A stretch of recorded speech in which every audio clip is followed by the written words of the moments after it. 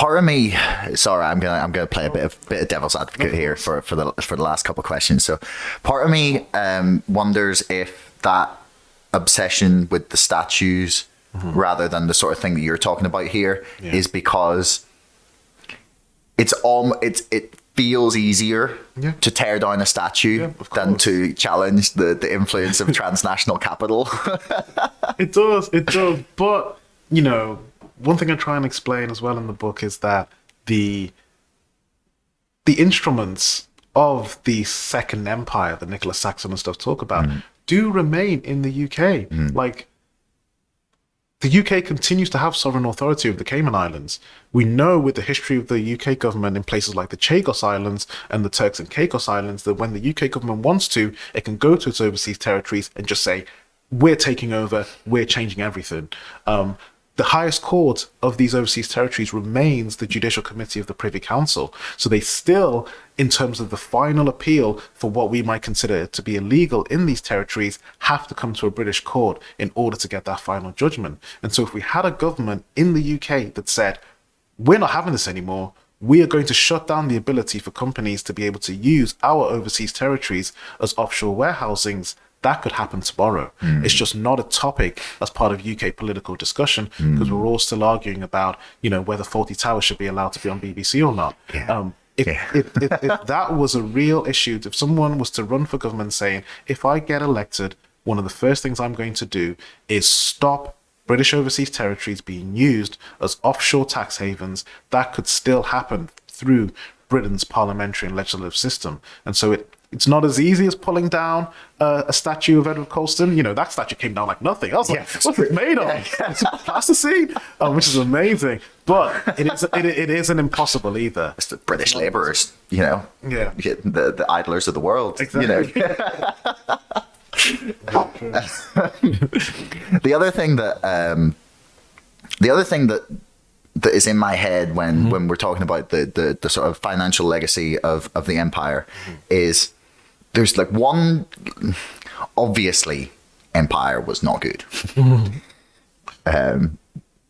But for me, I think the thing that's really struck me actually of late is the idea that the thing that's lifting the most people out of poverty throughout the entire world faster than we actually even believed was possible has been consumer capitalism over the last 100 years or so.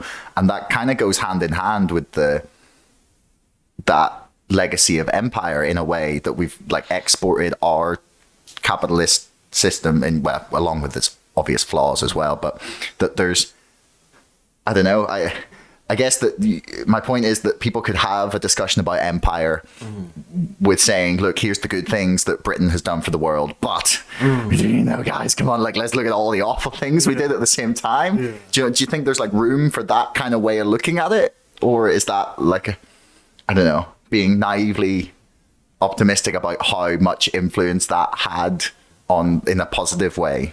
I mean, this is the thing I really try and avoid. I think so much of empire has been talked of in these moral terms. Was it a good thing? Was it a bad thing? Was it good that Britain built the railways? Was it bad that, they massacred the Mau Mau? Like, it's all put face in these moral terms.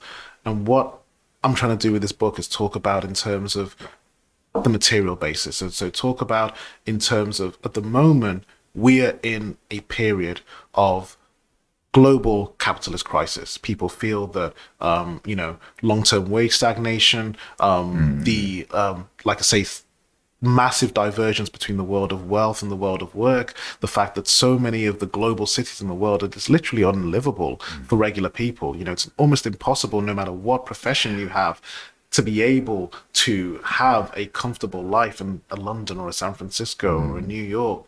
Dublin. Exactly. Yeah, of course. Dublin as well. Mumbai, Johannesburg.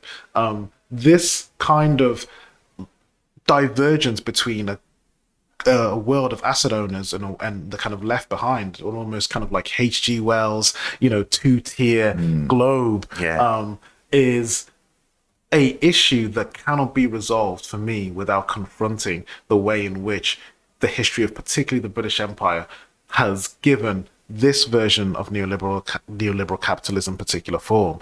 And so I don't think that's, erasing the ability for people to trade, the role of the market in society, but where people discuss things like the impossibility to seemingly stop private capital consuming more and more of the British state year after year. So even in the midst of a global pandemic, everything has to be delivered through private capital hands. That couldn't be confronted without thinking about the way in which the history of the British Empire affected people around the world, and connecting the idea of changing the material conditions in the UK, leveling up, as the current government would say, with changing the material conditions of people around the world. You can't have control of the tax obligations of multinational companies in the UK without erasing their ability to essentially hopscotch around the world and find lower jurisdictions. That needs to be across the board. You can't improve the bargaining power and labor rights of people within the United Kingdom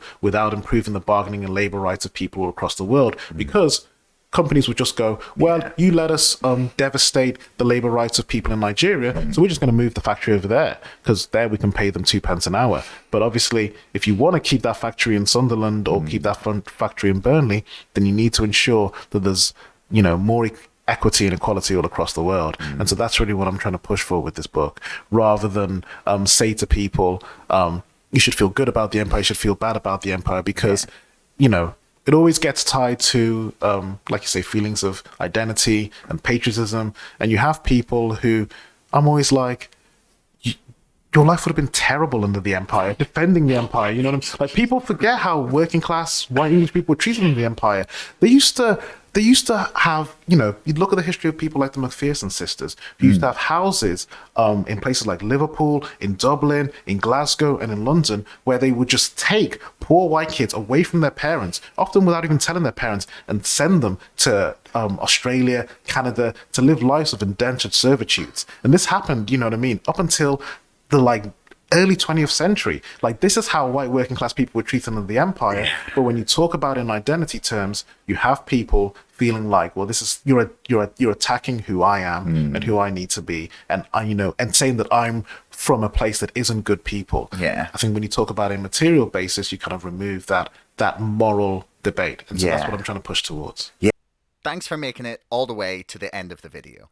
Don't forget to like, share, subscribe, and leave a comment for us in the comments below. Let me know what you thought and if you'd like to see more of this from the show.